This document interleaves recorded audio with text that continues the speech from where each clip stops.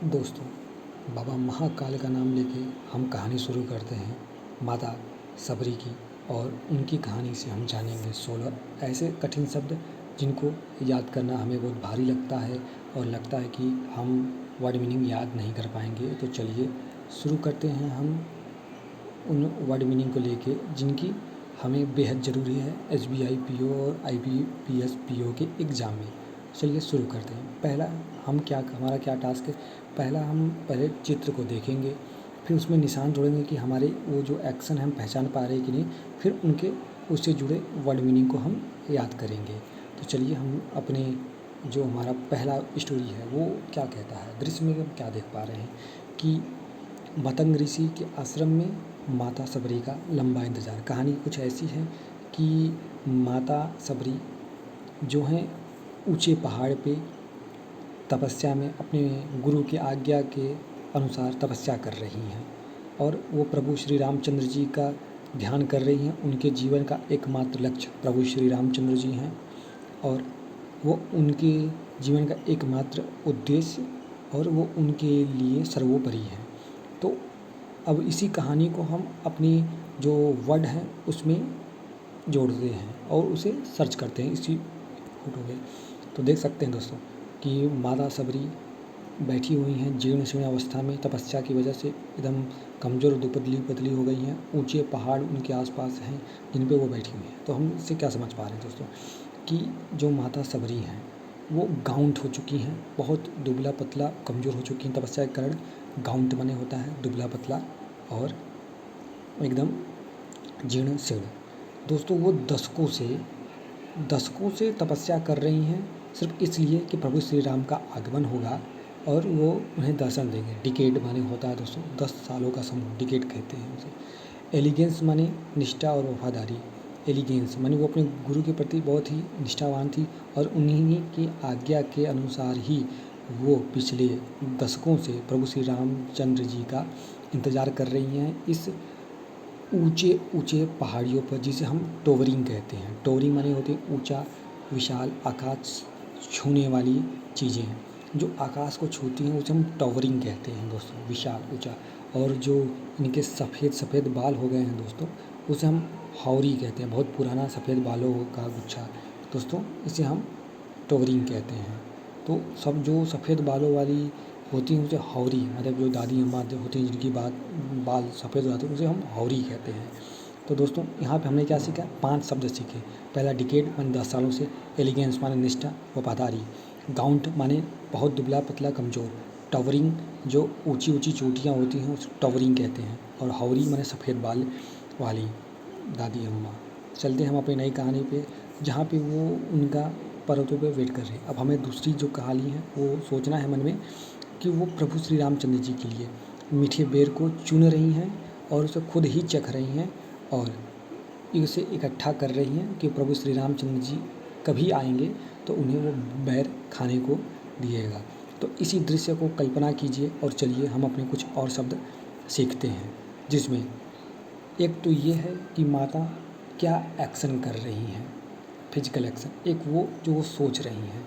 तो हम इनसे शब्द सीखेंगे कि माता जो जो बैर चुन रही है वो उनके पास एडवोकेट पर्याप्त मात्रा में है। जो वो चुन रही हैं बैर, उनके पास एडुकेट माने पर्याप्त, काफ़ी मात्रा में बैर है जो प्रभु श्री रामचंद्र जी को वो अर्पण कर सकती हैं। माता सबरी अपने माइंड में कभी भी ये नहीं सोचती, पॉन्डर नहीं करती कि प्रभु श्री रामचंद्र जी को ये पसंद आएगा या नहीं। उन्हें तो हमेशा यही लगता है, और ये बात सच भी है, कि प्रभु को जो भी अर्पण करे, भक्त जो भी अर्पण करता है प्रभु उसे पसंद करते हैं। इसलिए माता कभी पॉन्डर नहीं करती और न ही माता का मन फिकल होता है, चंचल होता है, क्योंकि वो डिकेड से ध्यान कर रही हैं। इसलिए उनका मन कभी फिकल भी नहीं करता, उनका मन चंचल नहीं होता। भक्ति की वजह से उनका मन स्थिर रहता है। उनके मन में कोई मिसगिविंग नहीं रहती, कोई आशंका, कोई डर नहीं कि प्रभु आएंगे या नहीं आएंगे। वो हमें दृढ़ विश्वासी थी कि प्रभु एक ना एक दिन ज़रूर आएंगे। इसलिए वो हर दिन प्रभु के लिए मार्ग को सुसज्जित किया करती थी और उनके लिए बैर को चुना करती थी, जो कि एडवोकेट पर्याप्त मात्रा में हुआ करता था। तो दोस्तों चलिए हम अपने और एक नई कहानी जो दृश्य को कल्पना करते हैं जिसमें प्रभु श्री रामचंद्र जी का आगमन होता है माता अनसुईया की तरह के दरवाजे पे कि प्रभु श्री रामचंद्र जी माता अनसुईया के जो इतनी ऊंची माने टॉवरिंग शिखाएं हैं उन पे चढ़ के प्रभु श्री रामचंद्र जी माता सबरी को दर्शन देने के लिए जा रहे हैं। जो उनके सालों का इंतज़ार है जो ख़त्म होने वाला है पहाड़ियों पे, उनके लिए अब इसी कहानी को आप कल्पना कीजिए और इससे हम सीखेंगे कुछ शब्द। चलिए सीखते हैं। इस सीन से हम सीखते हैं कि जो दोस्तों जो ये ऊंची ऊंची चोटियाँ हैं जिस पे प्रभु श्री रामचंद्र जी और लक्ष्मण जी चढ़े हैं, इसे हम क्या कहते हैं, क्लैम्बर। मतलब कठिनाई से चढ़ना, हाथ पैरों के बल क्लैम्बर करना, मतलब कठिनाई से चढ़ना। कि प्रभु श्री राम और प्रभु लक्ष्मण जी ने क्लैम्बर किया पहाड़ियों की चोटियों को। और जो माता सबरी की एकमात्र धुरी जो उनका केंद्र था, प्रभु श्री रामचंद्र जी की भक्ति और उनके दर्शन, उन्होंने उसे दर्शन देके ये पूर्ण किया, एक्सेल किया। माने श्री रामचंद्र जी उनके जीवन के एकमात्र धुरी थे, केंद्र थे, एक्सेल थे। उन्होंने जो माता सबरी के जीवन में डिकेड से जो दुख था, क्लैमिटी थी, आपदा थी, प्रभु का इंतज़ार कर रहे थे, उनको उन्होंने ख़त्म किया, क्लैमिटी किया। उन्होंने क्लैमिट किया मतलब दुख भरे जीवन का अंत किया, क्लैमिटी किया। और उनकी माता सबरी के जीवन का एकमात्र प्रभु या एकमात्र बब्बा प्रभु श्री रामचंद्र जो सर्वोपरि हैं, सबसे ऊंचे हैं, जो पैरामाउंट है, वो उन्हीं के एकमात्र जीवन का लक्ष्य था, एक्सेल था, धुरी था। जब माता सबरी प्रभु श्री रामचंद्र जी को बैर देती हैं तो उन झूठे बैर को देख के लक्ष्मण जी को शक होता है, तो वो इंटरवीन करते हैं और प्रभु को बताना चाहते हैं। लेकिन प्रभु श्री रामचंद्र जी भक्ति से प्रसन्न होकर लक्ष्मण जी को इंटरवीन करने से रोक देते हैं और इंटरवीन करने से रोक देते हैं, मतलब बीच बचाव या हस्तक्षेप करने से रोक देते हैं और बड़ी चाव से दिए हुए माता सबरी के बैर को खाते हैं। और माता सबरी के मन में कोई भी पहले से इच्छा नहीं थी, कोई भी शुल्क, टैक्स या मन में कोई भी लालसा नहीं था जो वो प्रभु श्री रामचंद्र जी से मांग सके। वो सिर्फ उनके दर्शन के लिए, उनकी भक्ति के लिए सिर्फ वो टिकट से तपस्या कर रहे थे। तो दोस्तों ये रहा हमारे पूरे सीन और हम चलते अपने और भी वर्ड मीनिंग की तरफ जो हमने सीखा हुआ है। अब उसको हम एक बार देखते हैं कि हमने उनको कब कब प्रयोग किया हुआ है। दोस्तों तो हमने देखा अपनी कहानी में कि वो जो पहाड़ थे, टावरिंग थे, विशाल थे। माता जो प्रभु श्री रामचंद्र जी की वेट कर रही थी, उनके बाल सफ़ेद थे, हौरी थे। वो तपस्या के कारण गाउंट माने कमज़ोर हो चुकी थी, पतली हो चुकी थी। उनके पास जो बैर थे, एडुकेट थे, पर्याप्त थे। वो दशकों से तपस्या कर रही थी, डिकेड से तपस्या कर रही थी। उन्होंने बैर और अपनी भक्ति के समर्पण का जो मिश्रण, जो ब्लेंड प्रभु श्री रामचंद्र जी को अर्पण किया, उससे प्रभु श्री रामचंद्र जी अत्यंत हर्षित हुए। प्रभु श्री रामचंद्र जी क्लैम्बर किया, कठिनाई से पहाड़ के जो टावरिंग पहाड़ थे उन पर चढ़ाई की। जब लक्ष्मण जी को पता चला कि बैर झूठे हैं तो उन्होंने क्या किया दोस्त, उन्होंने हस्तक्षेप करना चाहा, इंटरवीन करना चाहा। लेकिन प्रभु तो ठहरे प्रभु, उन्होंने लक्ष्मण जी को इंटरवीन करने से मना कर दिया कि नहीं, इंटरवीन करने की कोई ज़रूरत नहीं है। वो चाव से माता सबरी के बैर को खाने लगे। वो उनकी पॉन्डर भक्ति की गहराई को देख के, जो कि गहराई से सोचना, पॉन्डर करना कि प्रभु कब आएंगे, वो माता ने कभी ऐसा नहीं सोया। और प्रभु भी माता की पॉन्डर माने भक्ति के प्रति जो उनकी पॉन्डर सी गहराई थी उसे बहुत प्रसन्न हुए।